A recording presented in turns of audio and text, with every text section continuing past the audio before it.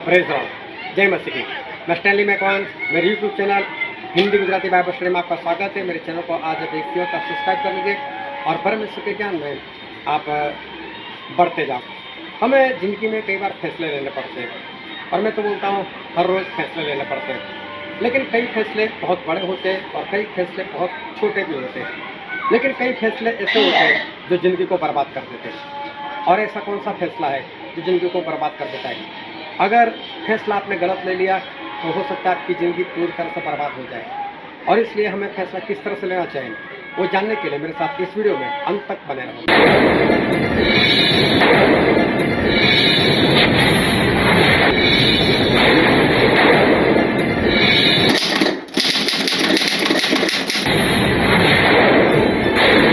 और परमेश्वर के वचन को देखें और बाइबल से उत्पत्ति उसका 3रा अध्याय और हम पढ़ेंगे उसके पहले वचन से लेकर उसके 7 वचन तक। यहोवा परमेश्वर ने जितने बनेले पशु बनाए थे उन सब में सर्प दुष्ट था और उसने स्त्री से कहा, क्या सच है कि परमेश्वर ने कहा है कि तुम इस वाटिका के किसी वृक्ष का फल न खाना? स्त्री ने सर्प से कहा, इस वाटिका के वृक्षों के फल हम खा सकते हैं, पर जो वृक्ष वाटिका के बीच में है उसके फल के विषय में परमेश्वर ने कहा है कि न तो तुम उसको खाना और न उसको छूना, नहीं तो मर जाओगे। तब सर्प ने स्त्री से कहा, तुम निश्चय न मरोगे, वरन परमेश्वर आप जानता है कि जिस दिन तुम उसका फल खाओगे उसी दिन तुम्हारी आंखें खुल जाएगी और तुम भले बुरे का ज्ञान पाकर परमेश्वर के तुल्य हो जाओगे।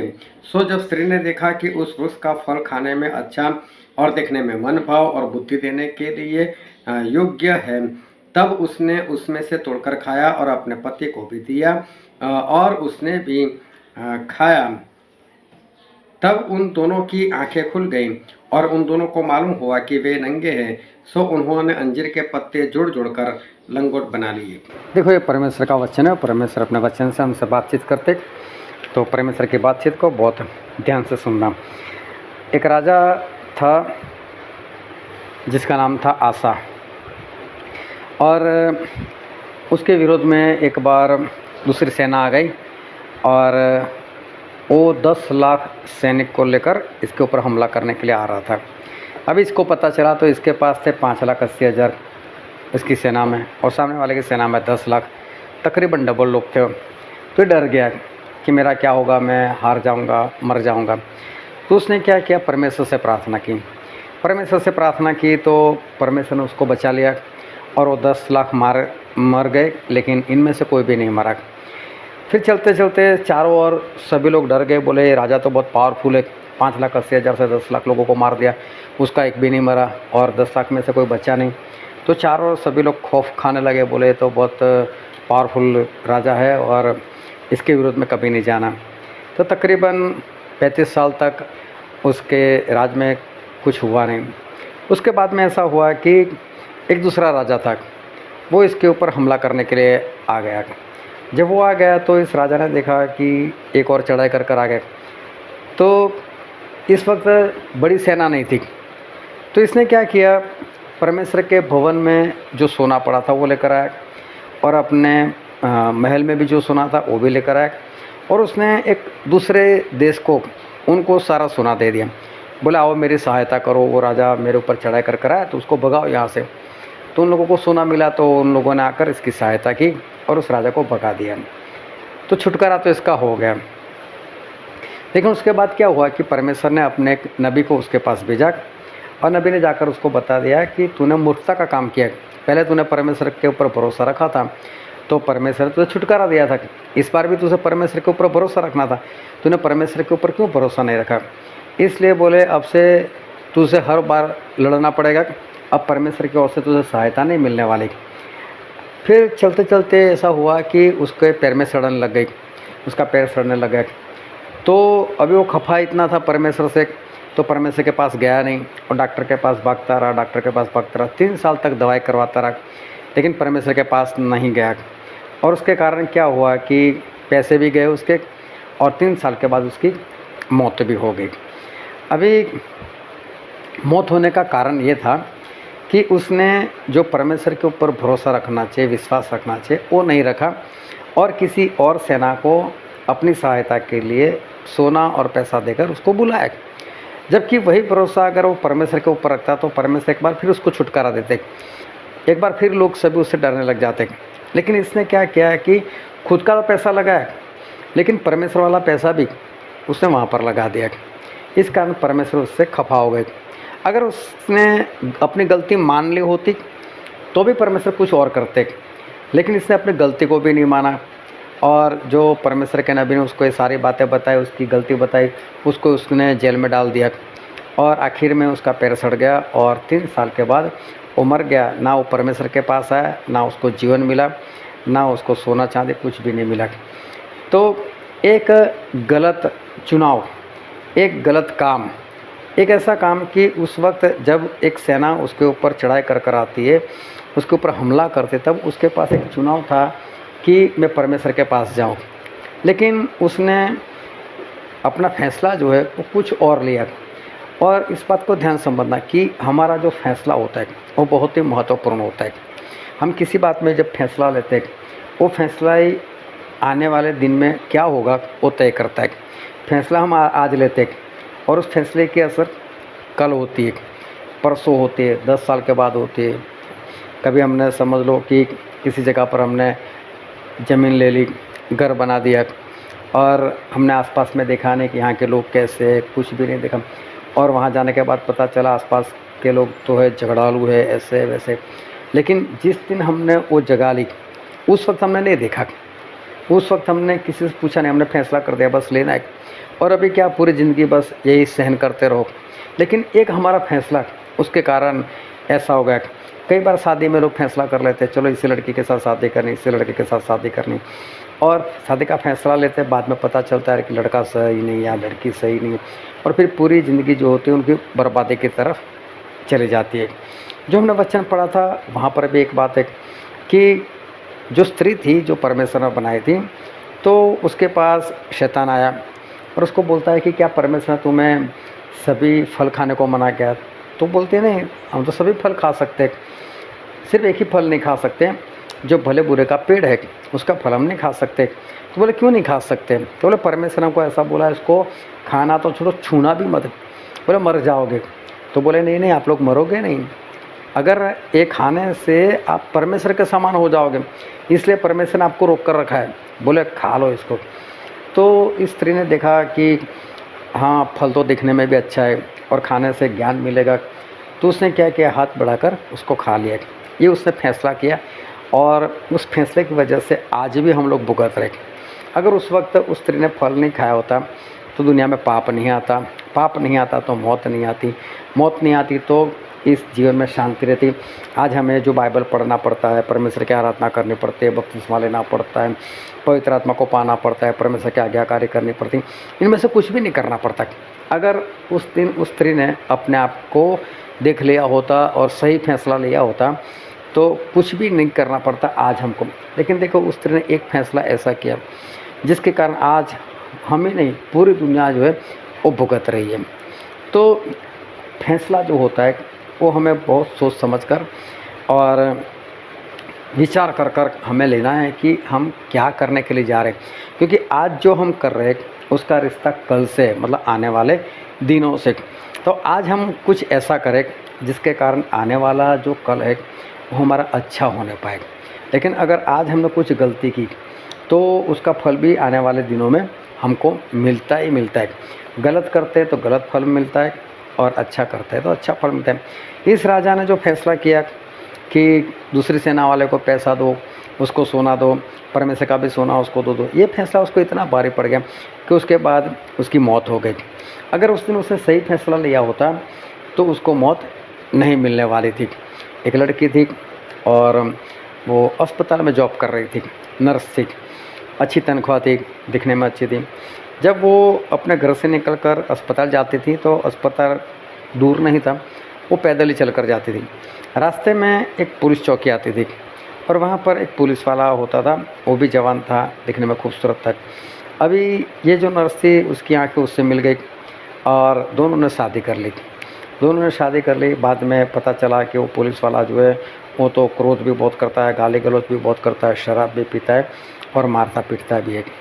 वो औरत, उसका पति मर चुका, शराब पी पी कर मर गया, औरत बूढ़ी हो गई थी और बूढ़ी होने के बाद एक बार उससे मिलना हुआ, तब उसने अपनी कहानी बताई, सच्ची घटना है। उसने कहानी बताई कि देखो मेरे साथ ऐसा हुआ, शादी करने में कभी भी जल्दबाजी नहीं करनी चाहिए और अपनी मर्ज़ी से नहीं करनी चाहिए, ऐसा वो बोल रही थी। लेकिन वो तो बूढ़ी होने के बाद, लेकिन सारी ज़िंदगी तो उसकी बर्बाद हो गई। एक उसने जो फैसला लिया कि मुझे इसी के साथ शादी करनी है, उस फैसले ने उसकी पूरी ज़िंदगी जो है वो बर्बाद कर देगी। हमारा एक फ़ैसला जो होता है वो हमारे आने वाले दिनों के ऊपर निर्भर करता है कि आज का फ़ैसला जो है वो आने वाले दिनों में उसकी असर क्या होगी। तो कभी भी हम कोई भी काम करने के लिए जाते हैं तो उससे पहले हमें सोचना है, समझना है, देखना है, जल्दबाजी कभी नहीं करनी कि आज हम जो कर रहे वो क्या है। मैंने इसलिए पूछा आपको कि आपके केस का क्या चल रहा है, कैसे कैसे चल रहा है। चलो, आज तक परमेश्वर ने काफ़ी काम किया उस बारे में, आपको वहाँ से आज़ादी दिलाई, कम से कम अभी लॉकअप में तो नहीं हो, बाहर तो अपने घर के साथ तो हो। लेकिन किसी ने भी बताया होगा इसमें इतनी कमाई है, ये है, वो है, और लालच में आ गए होगे और फैसला किया होगा चलो ये काम कर ही लेते। एक बार किया, 2 बार किया, और जिसने बताया उसने भी ठगी मार ली, उसने भी जो देना था वो नहीं दिया और तीसरी बार में पकड़े गए। अभी जितनी कमाई की उससे तो कई गुना ज़्यादा खर्च हो गया। खर्च तो छोड़ो, अभी जब भी डेट आती है तब सारे काम को छोड़कर, हो सकता है उसी दिन शादी है, शादी को छोड़कर भी पहले तो वहाँ भागना पड़ेगा। तो वो जो एक फ़ैसला लिया उसकी असर आज भी चल रही है। अब कब उसमें से छुटकारा होगा वो हमें नहीं मालूम। चलो ये तो हो ही चुका है, अब इसके पीछे हम क्या करें। लेकिन अभी हमारे पास काफ़ी जीवन पड़ा है, अभी आप दोनों जवान हो, अभी काफ़ी लंबा सफ़र हमको तय करना है। तो आने वाले दिनों में अगर हमें क्या करना चाहिए कि आने वाले दिन जो है वो हमारे अच्छे हो जाए। तो अच्छे दिन तभी आते हैं कि जब हम परमेश्वर में जीवन जीते। परमेश्वर में जीवन जीना मतलब परमेश्वर एक ही है और वो है प्रभु यीशु, उनके सिवा और कोई परमेश्वर है नहीं। अभी देखो कि आज तक आप लोगों ने जो भी गलती गुनाह किए होंगे, जो भी परमेश्वर के विरोध की बातें की होगी, जो भी दूसरे देव देवता की पूजा आराधना की होगी, ये सारे हमारे पाप हैं। और वो पाप जो है, जो भी हमने गलती की है, किसी के साथ लड़ाई झगड़ा किया, गाली गलौज किया, वो सभी क्या है हमें भुगतना पड़ता है। तो वो हम ना भुगते, उसके लिए परमेश्वर ऐसा कहते हैं कि तौबा करो और बपतिस्मा लो। तो तौबा कर कर जब हम बपतिस्मा लेते हैं तो बपतिस्मा का मतलब होता है कि पानी में डूबना। और जब पानी में डूबते प्रभु यीशु के नाम से, पिता पुत्र पवित्र आत्मा के नाम से जब पानी में डूबकर बाहर निकलते हैं तो वो पानी हमारे लिए प्रभु यीशु का लहू बन जाता है। और प्रभु यीशु का लहू हमारे ऊपर आने के कारण हमारे सारे पाप जो है वो परमेश्वर मिटा देते हैं, उसको ख़त्म कर देते हैं। जब पाप मिटाए गए तो समझ लो कि अब उस पाप की वजह से हमें जो भुगतना था वो भी हमारे जीवन से चला गया। एक बार मैं एमपी में गया था और वहाँ पर एक नक्सलवादी को मैं मिला था। नक्सलवादी मालूम नहीं आपको मालूम होगा या नहीं, लेकिन छत्तीसगढ़ एमपी में वो लोग बहुत काम कर रहे हैं। एक ऐसा इलाका है, पहाड़ी इलाका है, और वहाँ पर उस पहाड़ के नीचे काफ़ी कुछ खजाना मिलता है। और गवर्नमेंट क्या करती है कि उस खजाने को निकाल कर वो बाहर बेच देती है। और इन लोगों का कहना है कि ये हमारे इलाका का है, तो इसका फ़ायदा हमें भी होना चाहिए, लेकिन गवर्नमेंट क्या है उसको नहीं दे रहे। इस कारण वहाँ की जो प्रजा है वो गवर्नमेंट के साथ लड़ाई करती है। तो जो लोग गवर्नमेंट के साथ लड़ाई करते हैं उसको नक्सलवादी बोलते हैं। देखने जाओ तो कोई आतंकवादी नहीं, अच्छे इंसान है, अपने हक के लिए लड़ाई करते, लेकिन इनको नाम दे दिया गया नक्सलवादी। और गवर्नमेंट पुलिस वाले क्या करते हैं उनको मार ही देते, उनको ख़त्म ही कर देते। तो ये लोग भी क्या करते हैं, ये लोग भी सरकार के साथ लड़ते रहते हैं, तो ये लोग भी क्या करते हैं बमबारी कर देते। अगर पुलिस वाला देखा या पुलिस चौकी को देखा, उनकी गाड़ी को देखा, पूरा बम भी डाल देते हैं उसके ऊपर। तो पुलिस वाले भी क्या करते हैं कि वहाँ पर अगर उनको कोई अनजान इंसान दिखाई दिया तो समझते हैं कि हो सकता है उसमें का हो, वो बिना पूछे भी गोली मार देते। तो जब मैं वहाँ पर गया था तो मुझे भी बताया गया कि भाई साहब अकेले में बाहर मत निकलना, यहाँ के रहने वाले किसी को साथ में रखना।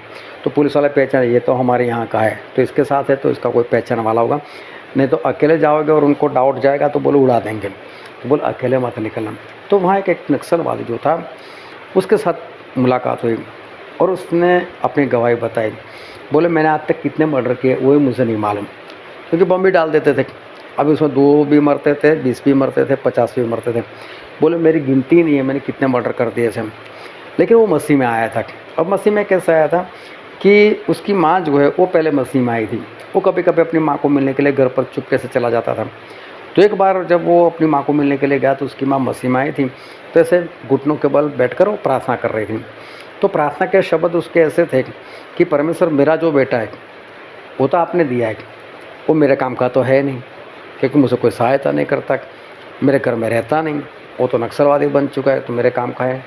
और परमेश्वर आपने उसको जन्म दिया, वो आपके भी काम का नहीं है, आपका भी कौन सा काम करे, बोले उसको ख़त्म ही कर दो। बोले एक माँ ऐसी प्रार्थना कर रही। अभी इससे सुना तो उसको बहुत क्रोध आया, वो वहाँ से भाग गया। लेकिन सोचते सोचते उसको ऐसा लगा कि मेरी सगी माँ ऐसी कैसी प्रार्थना कर सकती कि बेटा ना रहे। तो उसकी बात भी तो सही, मैं ना उसके काम का हूँ जिस परमेश्वर ने मुझे जन्म दिया, ना मैं उसके काम का हूँ, मैं तो दोनों में से किसी के काम का नहीं। सही में मुझे ज़िंदा रहने का क्या अधिकार है।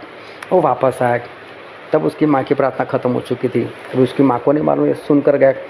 फिर उसने बोला माँ ने तूने ऐसी प्रार्थना क्यों की।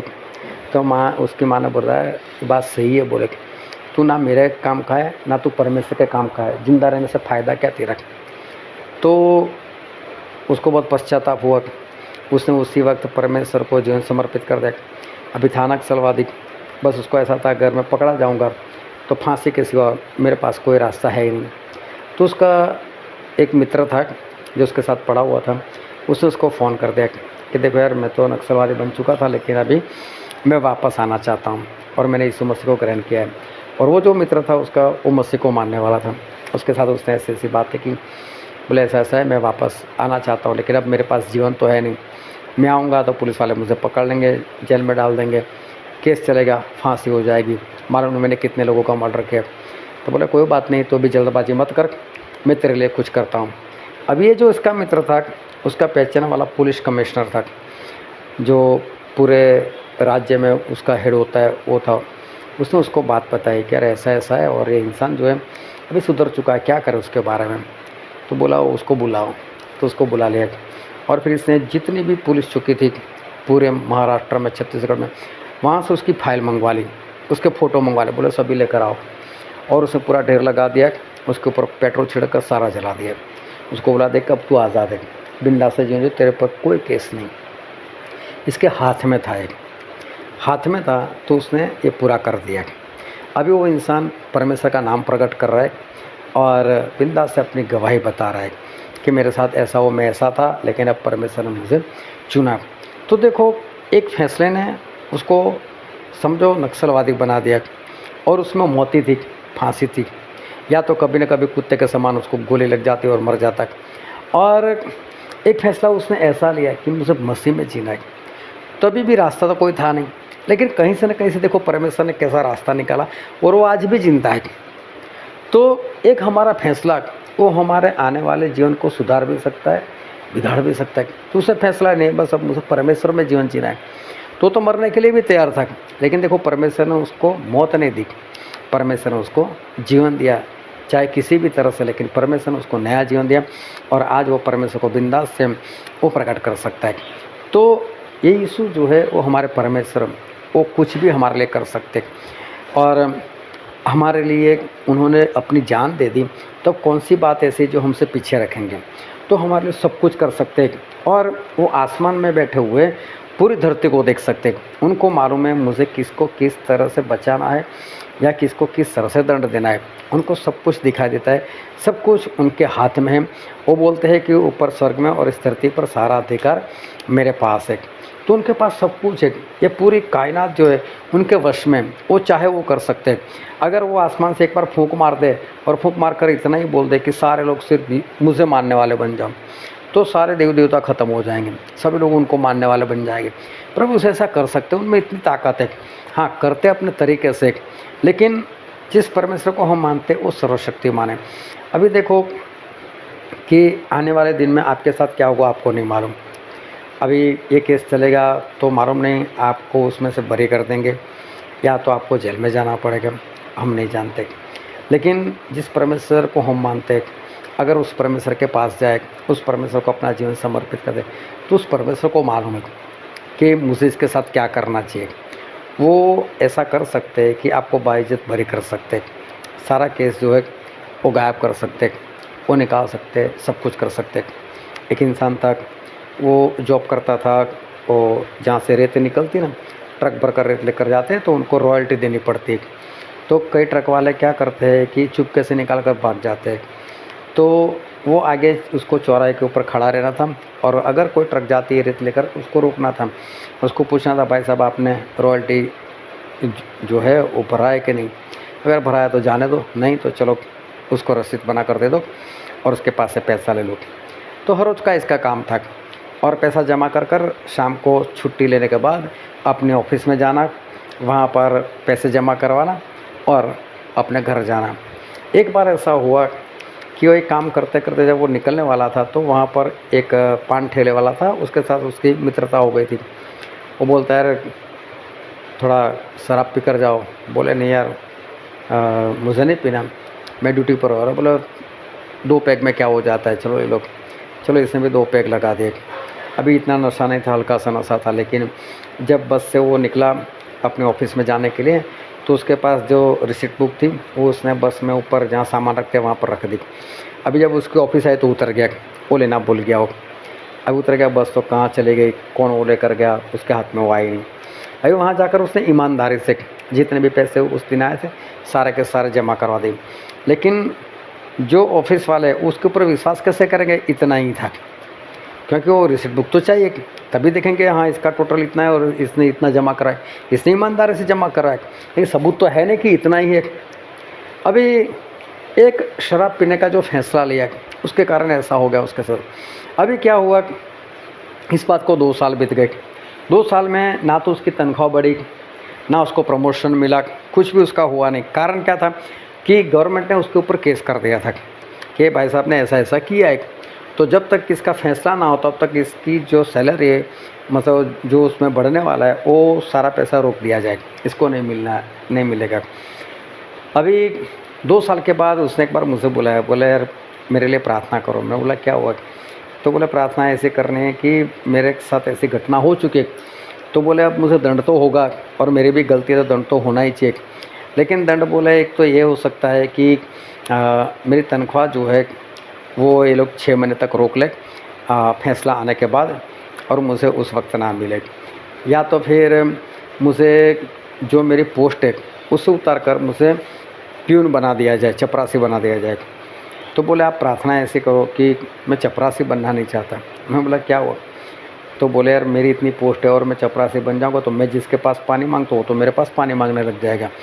तो बोले यार मुझे वो सहन नहीं होगा, और बोले कि अगर ये केस ख़त्म हो जाएगा तो चाहे जो भी होगा, लेकिन मेरा जो पैसा रुका वो सारा पैसा मुझे मिल जाएगा। तो मैंने उसको पूछा कितने पैसे मिलने वाले, बोले 2 लाख रुपये। बात पुरानी 2006 की है। अभी 2 लाख के लिए उसने मेरे पास प्रार्थना करे। तो जब मैं प्रार्थना कर रहा था तो परमेश्वर ने मुझे एक बात बताई कि इसने कुछ मन्नत भी मान कर रखे। तो मैंने उस भाई साहब को बोला कि आपने कुछ मन्नत मांगी। बोले हाँ, मैंने ऐसी मन्नत मानी कि अगर 2 लाख रुपए मुझे मिल गए तो 5,000 मैं दान दे दूँगा। मैंने बोला पहले तो आपकी मन्नत ही गलत है। तो क्यों? मैंने बोला परमेश्वर का वचन तो ऐसा कहता है कि आपकी जो आमदनी है, कमाई है, उसका 10वां हिस्सा परमेश्वर को देना है, तो आपको 10वां देना चाहिए। तो वो बोलता है हाँ मैं दे दूँगा। मैंने बोला देखो 2 लाख का 20,000 बनता है। बोला हाँ 20,000 दे दूँगा। मैंने बोला फिर आपने जो मन्नत मानी 5,000 तो उसके भी है। बोला 25,000 हो गए। बोला कोई बात नहीं, मैं 25,000 दे दूँगा। मुझे बोलता है मैं आपको ही दूँगा। मैंने बोला देखो मैं आपके पास नहीं मांग रहा, लेकिन ये परमेश्वर का वचन है, मैंने आपको बता दिया, अभी आपको जो करना है करो। बोले कोई बात नहीं, चलो प्रार्थना करो। अभी प्रार्थना की और सही में परमेश्वर ने ऐसा काम किया कि उसी हफ्ते में उसका काम हो गया, और 1 महीने के बाद जो उसका रुका हुआ पैसा था वो भी उसको मिल गया। अभी उसको डर लग गया कहीं स्टेली भाई आना जाए मेरे घर पर कि भाई साहब आपका काम तो हो गया, 25,000 लाओ, आपने तो मुझे बोला था। तो उसने मेरी गलत बातें बोलना शुरू कर दिया और बातें पहुँच कर मेरे पास आ गई। तो मैं भी समझ गया चलो इसका मन जो है इधर उधर हो गया, बोलने दो। लेकिन एक बार रास्ते में उसकी पत्नी मुझसे मिल गई, तो दौड़ कर मेरे पास है और स्टेली भाई आप तो मेरे घर नहीं आते। मैंने बोला मैं कैसे आपके घर आ सकता हूँ। बोले क्या हुआ? मैंने बोला आप तो मेरे ऐसी ऐसी बातें करते हो। तो बोला ऐसा किसने बोला कि मैं ऐसी बातें करता हूँ? मैंने बोला आपने जिससे कहा है उसी ने मुझसे कहा है।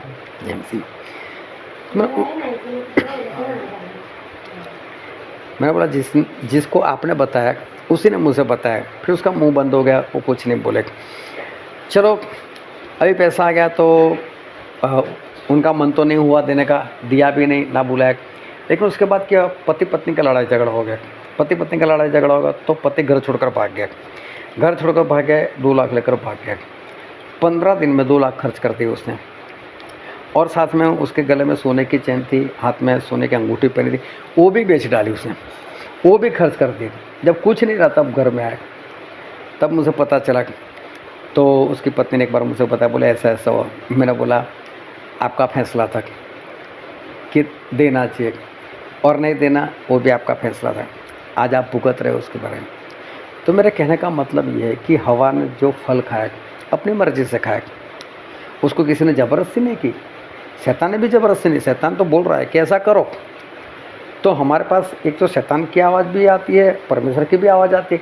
हमें तो पता होना चाहिए कि कौन हमको क्या बता रहा है, हमें किसका कहा वो मानना चाहिए। लेकिन एक शैतान का कहना माना हवा ने, और आज देखो पूरी दुनिया पाप में पड़ी हुई। आज पूरी दुनिया परमेश्वर में जीने के लिए तड़प रही है, और परमेश्वर में जीना उनको बहुत भारी लग रहा है, जबकि सब कुछ आसान था। लेकिन उसके एक फैसले से देखो आज दुनिया का क्या हाल हो गया। और हमारी ज़िंदगी में भी ऐसा होता है, हमारा एक फ़ैसला जो होता है ना, वो हमारे आने वाले दिन को बर्बाद भी कर सकता है और आने वाले दिनों को वो संवार भी सकता है। हाथ में हमारे है कि हमको क्या फ़ैसला करना चाहिए।